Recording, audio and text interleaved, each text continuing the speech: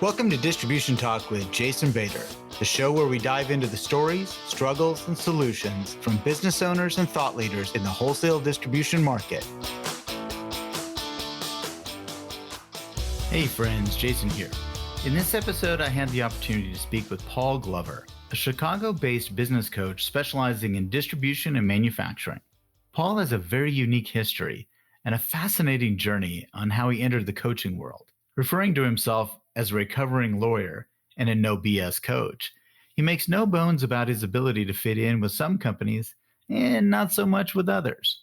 One of the keys to his success is resilience, not only in his personal journey, but how he coaches leaders to view challenging times. I thoroughly enjoyed our conversation, and I hope you do too.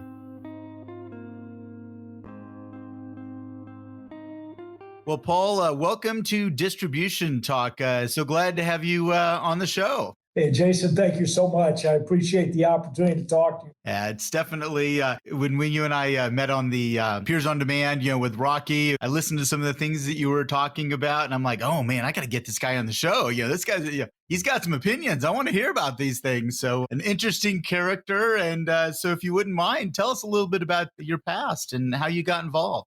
Well, a couple of things. First, my moniker that I use is the no BS workplace performance coach, executive and mid-level management coaching for clients in manufacturing and distribution, primarily privately held, family-owned. That's been my niche for a variety of reasons. But I fit very well with that mentality of action-based, we need to get it done, pragmatic approach to the world, because that's the type of business that distribution and manufacturing is in. And if you don't act that way, you don't succeed. So it's a pleasure for me to work with that mindset. It matches well with mine. I also tell people I'm a recovering lawyer. I had a 30-year career as a labor employment lawyer in the city of Chicago, practicing primarily in federal court. And I was a trial lawyer because I love the spotlight. And being a trial lawyer is an odd mix of being a performer as well as someone who practices psychology. The ability to first select the jurors that you believe are at least going to be impartial, even though that's not what you're looking at, by the way. Every lawyer wants a partial juror. They just want a partial to their side. Sure. That's why the system ends up being pretty well, actually, when you can strike the other person's choice. But anyway, the psychology of then presenting the case to the jury is all about looking at that group of people and hopefully making the right decision about the narrative that's going to impress them. I tell people that everybody can be a really good lawyer if all they have to do is talk about the facts. The problem is a jury doesn't respond well to that. They respond to the narrative. They want to hear the story that incorporates the facts. So anyway, I really enjoyed that. Unfortunately, not only am I a recovering lawyer, I'm an ex-felon. And unfortunately, one of my favorite quotes is, I've had more trouble with myself than anyone else I know. My flaws led me to commit a variety of white-collar crimes. I was convicted in federal court and spent 5.5 years in prison. So I've been out since 2001, actually, so long time. I took that experience, and believe me, 5.5 years in federal prison is an experience. And I first did a lot of reflection, made some determinations that I needed to understand myself more, but also my blind spots. And hopefully I've done that to some degree, because first I tell people there is nothing you could do that would make me violate a law, because I'm not going back. Right. You've seen that already. You've played that record before. So. Exactly. But what I did was I took that experience and I decided, well, I'm not going to be able to practice law. They won't give me my law license back. Didn't matter how much I begged. They were like, no, not going to pass the morals clause. So I took that and I first became a consultant. I was pretty well known as an attorney, and I became a consultant and slowly moved into coaching. In 2008, when what we consider to be the Great Recession occurred, my consulting business basically just dried up. Nobody needed a consultant when they were laying off 40% of their workforce. However, I decided to do some coaching at that time because obviously those people who were engaged in downsizing and restructuring suddenly found themselves in a very unusual situation, and they needed some assistance. And my combination of experiences knowing human nature led me to coaching. And from that period on, I've started to develop and have developed that nationwide coaching practice, again, in distribution and manufacturing. That's the nutshell as to where I'm at right now. Paul, it's interesting, that you made that distinction between consulting and coaching. It's one of those things that I've actually personally struggled with trying to explain to people what that difference is. What are your thoughts? Because you said your consulting side dried up and then you became a coach. Well, what are the real differences there? Well, I think that the first difference is that coaching requires a lot more empathy. Instead of dealing with an organization where consulting may very well be looking at processes only, coaching is about people. I tell everyone that is number oriented, the bean counter, that every time they look at a spreadsheet, they see a number, they need to recognize that there's a face behind that number. So coaching is all about dealing with the people who generate or operate within the process. And so it's a much different approach. By the way, I do individual and team coaching. So it's not that it's not a group activity, it can very well be. But the focus of coaching, from my perspective, is all about improving performance. And that may very well have nothing to do with the rest of the organization that requires consulting. So empathy and caring separates the two. As a consultant, I was pretty cold-blooded about nothing but processes. And I believe that if you had the right process, people should fit into it. I've changed that. My attitude about this is very much about the first thing you better have is the people. And then guess what? They will help you create the process. If you have the right people, they're the ones that at the front line have to do this stuff. They have to do the implementation. What I find wonderful about so many frontline employees is they actually find the workaround. Yeah. You give them a process and they're like, yeah, this sucks. Right. Here's what our expectations are. You know what? This sucks. Guess what? There's a better way to do this, and we're just going to do it that way. And if you're smart, you let that happen. And then you say, well, all right, maybe we need to alter the process. So that's the deal. I just believe that the opportunity to interact as a coach is a much different opportunity than consulting. I do agree because it's actually, my career has actually gone very similarly to that because I was process first and fit the people in, beyond that. And I would say probably, 7 to 10 years ago that switched for me. And it was actually a conversation. A gentleman reached out to me and he said, hey, can I run something by you? And this guy that I'd met years ago and I had a good relationship with. I liked the guy, I'd never really worked with him too much, but I liked him. And he said, hey, I fired all my outside salespeople yesterday. And I started laughing. I'm like, oh, please tell me the story. I mean, he hooked me right there. I was in, I was in. And we talked about why and all the reasons, and we got through that. And he said, I think I might have made a little hasty decision. I said, well, probably. I think you might have. He said, well, I need somebody to run this stuff by before I do this. How much would that cost me if you were that guy? And I said, I don't know, but let me find out. Let me figure that out. And that was really honestly the turning point for me is I realized that the owners of these businesses or the management of the business, that they were people and they were people that needed someone to talk to. I mean, often I've always said this about coaching and what I've realized over the years is it can be lonely at the top. You don't have other people in the organization willing to tell you, no, that's not a great idea, or they have too much financial skin in the game. Their paycheck depends on it. So they can't be as unbiased, whereas somebody like you or myself can kind of give them the straight scoop, say, that's not going to be a great idea, my friend. I'm going to tell you right now, here are the reasons I've seen in other companies. But for me, that was the turning point, one of those conversations. Well, and you're right. I think that there is at some point, if depending on what type of consultant you are, there's a bridge that presents itself to shift. And I still believe that, and by the way, I'm not a pure coach. I don't think you are either, just from your story. That pure coach is the guy, the person that says, you need to find the answer. And I'm going to work with you, and I'm just going to keep leading you on to find the answer. And I'm okay with that process until you're going down for the third time. And I'm like, are you serious? I'm not supposed to help you here? Right. I got it here. By the way, I have an opinion. I have a recommendation. It's based on experience. I think it's going to work.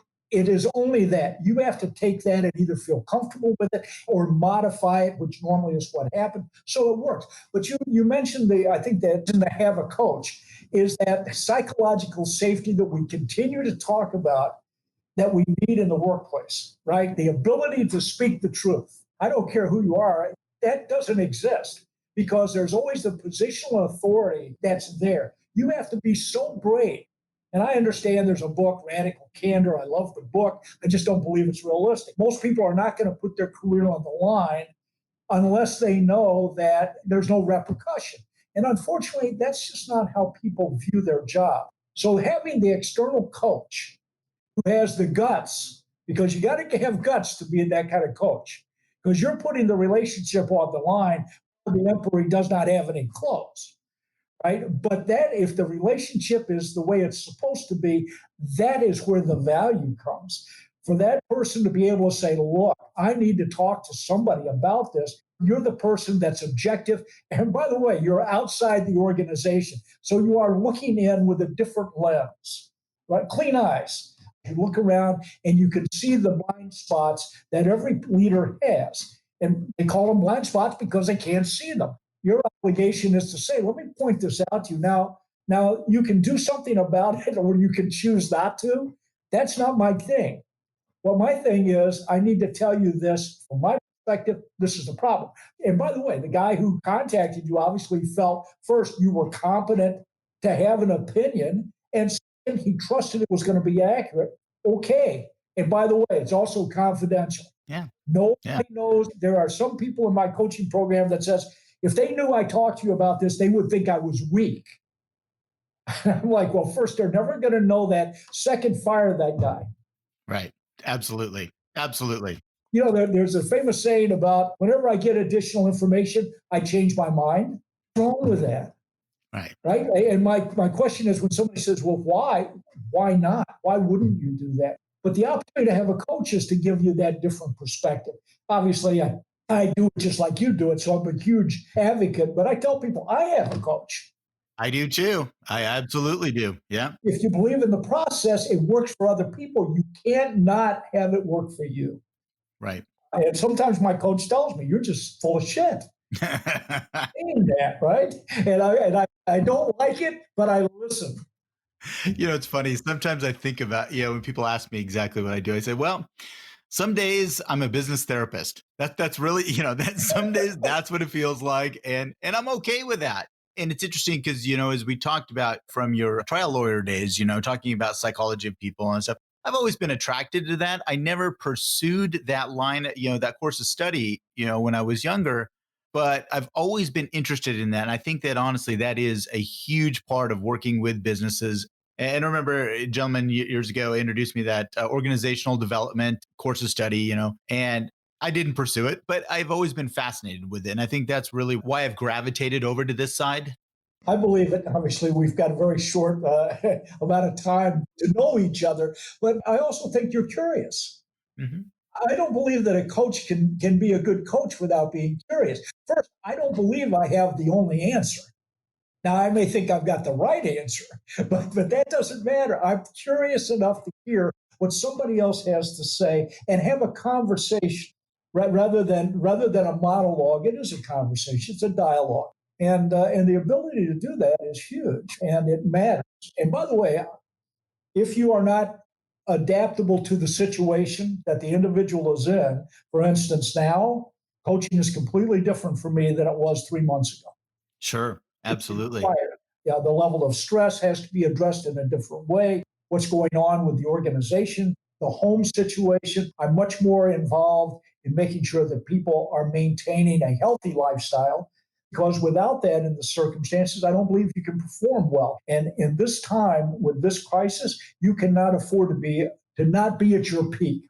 Be at your peak right now. Too many people are depending upon you as a leader. So anyway, that's part of the conversation. Much different job, but one that you adapt to. Sure. One of the clients that you've worked with for a very long time, Ewing Irrigation. Could you tell me a little bit about how you got involved with that organization and what's worked in that environment? But again, family owned and a wonderful organization from my perspective. I tell people that I am at that point in my career where I get to pick and choose who I work with, and that is such a valuable commodity, right? I can Oh, go it's so great. I'll tell you, it took a long time to get here though, didn't it? I mean, it took a yes. long time, but yeah, I'm fortunate that I'm in that same position right now. So Yeah, so Doug York and I were introduced to each other several years ago by a coaching client that I had at the time. Doug was introduced to me because he was looking for someone to help him improve his presentation skills. By the way, Doug was a pretty good learner, but he wanted to get better. One of the skill sets that I am able to help with. So from there, I segued into a coaching position with Doug and his executive team and his middle management group. They're my largest client right now, the national client, and they're truly a special organization. First, for anyone who doesn't know, Ewing is getting ready to have their fourth generation of leadership. And as anyone who pays any attention, that's extraordinary. it is. Yeah, it's rare. Oh my gosh. So it speaks to the quality of the organization. Obviously, the founder, King Ewing, I did not know. Ray and Sue, who were the second generation, I do know. And then I worked extensively with Doug and his brother Richard as they built this company, taking it from a $60 million West Coast distributorship to a national distributorship. And it's been part of that journey has obviously been gratifying and I think beneficial. And also, I'm now coaching Doug's son, Jack, as he starts to come into the business. So the Yorks are they have been a wonderful relationship with me as well as a wonderful client. And they exemplify to me what distribution is all about. It is not only, and by the way, I tell people it's a family business. And that's what some people forget is that it's still a business, but it's done with a different level of caring for the employees and caring for the customers. And it's that environment that has allowed the company, I believe, to flourish and continue to flourish. So, working with them with that parameter of let's talk about it being the family, but let's talk about it being a business also has been right in my wheelhouse. And it's just been fun. And obviously, the journey continues. I'm happy Yeah. to continue to be a part of that team. It's interesting. I love that you talk about the family business distinction, and it's interesting. I always, when people ask me, what my niche is, if when I do coach or when I do work with an organization, I generally say, well, I kind of cap it at about 100 million in revenue. Because most of the people beyond that are really a pain to work with. They're just difficult to work with. But several of the organizations that I've coached and worked with over the years have crested over that mark. And I think I would, I guess, modify my statement today that it's not necessarily a dollar amount, but it is that family business mentality. I will work with somebody that is larger than that in revenue if I believe that their values are based in that family business model. I mean, I think that's my niche, I guess. And I think that's a great distinction to make because clearly the concept of professionally run bothers me a little bit. The interesting thing about Ewing, from my perspective, is they promote from within into the leadership ranks. And the culture is extraordinarily strong. And I also know that if you don't fit within that culture, the culture will spit you out. Right. Outsider coming in, it's not that they don't want outsiders, but it has to be an outsider that has that perspective you just mentioned. And we are about making a profit. Why? Because we provide the benefits, we provide the compensation, we provide the security for families. And once you join the Ewing culture and company, you become part of that. And the family cares, but they also do run a business. And by the way, they want accountability because why wouldn't you? With families, there's more of an obligation for accountability than there is normally. Why? Well, it's a family. I mean, if you embrace that concept, then the concept of accountability should come with it. It will definitely give you responsibility within the organization and allow you to grow. And that's where their upper leadership has come from. The executive team is all internal. And I love the fact they've come from the counter. They've worked their way up and they've developed the concept of training and developing is a part of that process because obviously every level you go up, as well as I do, it's a different skill set. And once you get promoted, you got to look around and go, this is what I need to succeed in this position. And Mhm. get it. And the company provides it. So yeah, that's why you do this. That's why I do this. Right. the way, it's not that I wouldn't work with a public company, but there's that Mark Twain saying, exactly, first, I wouldn't work for an organization that would have me as a member. And second, there's nobody that's willing to take a chance on me with my past. Just not going to happen. And by the Right. way, I appreciate that. I don't have a choice about hiding it. There's this thing called Google. Yeah. Right? So, Yeah. so I embrace that and I make sure that the clients are comfortable with it. And they obviously are. That's why they continue to be clients. But yeah, distribution is underrated as a occupational opportunity. I agree. I mean, I think that, so many people don't. Well, first, distribution in general has not done a good job of branding itself and talking about what a great opportunity it is. And just recently, I was astounded to find out, what percentage of the US GDP it was. I mean, this is, 29 and I think it's 29.5%, if I recall correctly. And that's a big number. It shocked me, absolutely shocked me. And again, I think from a public standpoint, it's the best kept secret out there. I would agree. Yeah, we just don't, distributors do not, talk about how great that is. Perhaps our press, secretary should be fired. I just, but if you look at so many of the ways that young people come into these organizations, I mean, I hear this every single day. I said, I needed a warehouse job or I needed a driver job during the summers while I was in school. And I never left. That's the story. It's not that most people say I'm going to go to college and I'm going to be in distribution, although there are some great distribution schools out there. The vast majority, that's not how they landed here. And I think that once they get into that culture and they recognize that most organizations like to promote from within, all of a sudden they realize there is an advancement opportunity. There's a path. There's something for them, and they don't want to leave at a certain point. So, I've really enjoyed that side of it. Oh, absolutely. And again, it's back to, I believe it's because of the distinction in culture between distribution and how they view the world. They love performance because they live on the edge. They know that this is that section of supply chain that is probably most vulnerable. Therefore, they're constantly getting better. They have to. So they've got an innovative attitude. They're very techy now, but they also are wanting that person that's willing to improve the opportunity. And more talent should be in this talent pool. They're looking for it all the time. By the way, they pay. Yeah, the guy who starts off driving a truck at Ewing, right? And then gets to the counter. And then he becomes a branch manager. Then he's got the opportunity for a regional manager. Then he can become a vice president. There is so much opportunity for good people to advance. Anyway, you're right, though. Bad PR. Yeah, bad PR. Yeah, bad PR. Nobody tells that story. And yeah, there are tremendous opportunities. And I know that, some organizations are getting better at going and recruiting and getting more sophisticated around that. I think sometimes it's really because internally we kind of keep thinking of ourselves as, good old family folk. And, we don't recognize what we have, as distributors.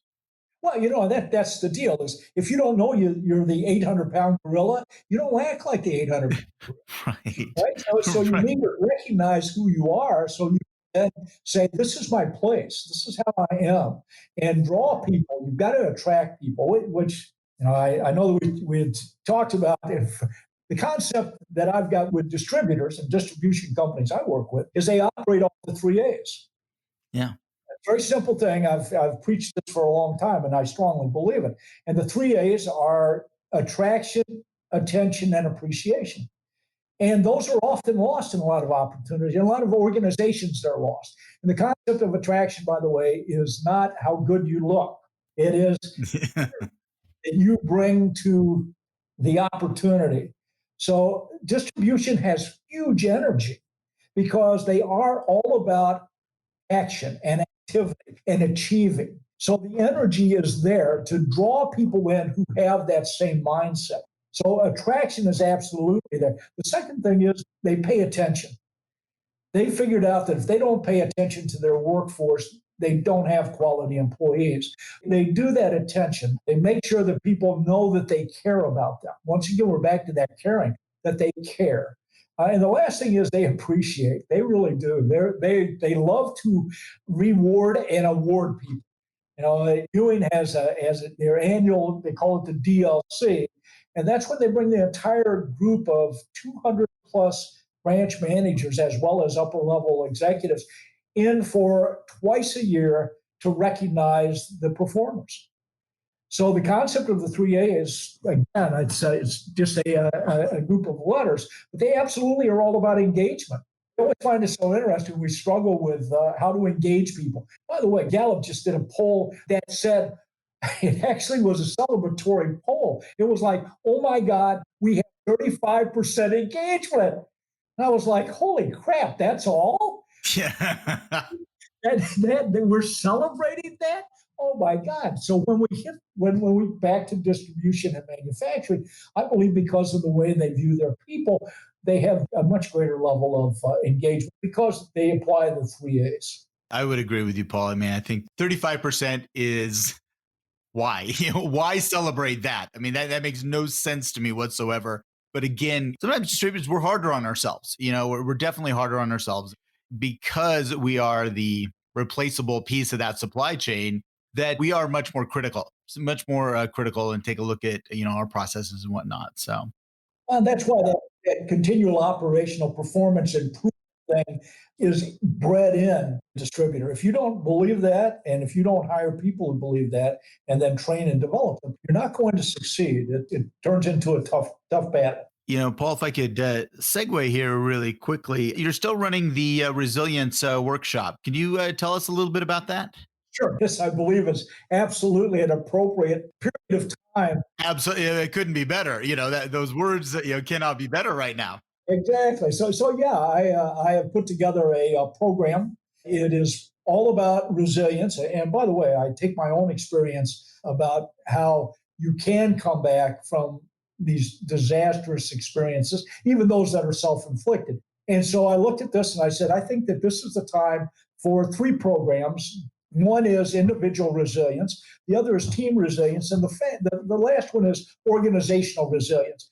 This should be that opportunity. There's that there's saying about a crisis is a terrible thing to waste. Let me tell you that this is the time to renew, not just revise, but to renew the organization, to look at it differently and go, let's take a look at these processes. Let's take a look at our people. And let's make sure that the next time the black swan bites us in the butt, we're going to be in a much better position to make that quick comeback. So that resilience to me is one of those important attributes. By the way, the interesting thing is it's a skill set. Everybody can get better at it if you want to. So yeah, I've put together these programs. It's called the Resilience Edge. And by the way, shameless plug, paulglovercoaching.com. You should shamelessly plug yourself, my friend. That's the only way we get business, man. We have to, any opportunity possible. So anyway, that's my latest. Put together a webinar I'm going to offer to distributors in the near future, and that's going to be an important piece of not only this recovery but also the next recovery.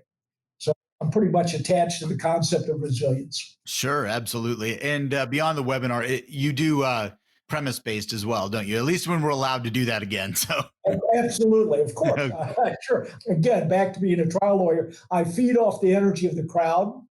Yeah. Put me in front of a room of people, and I guarantee you, I'm going to try to connect with them and generate some of that energy. So looking forward to getting back in front of people. I think that's the best way to make the connection and the point.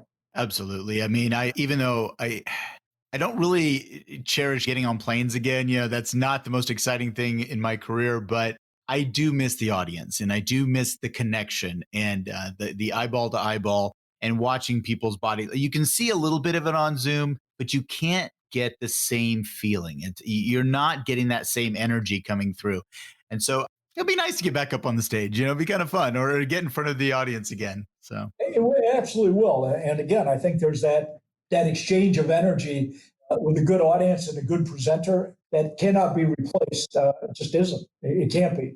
So yes, at some point, I believe that as long as so you mentioned that with the airplanes, I think I'm more hesitant about hotel rooms. I don't know why, but anyway. So the RV sales are up, just in case.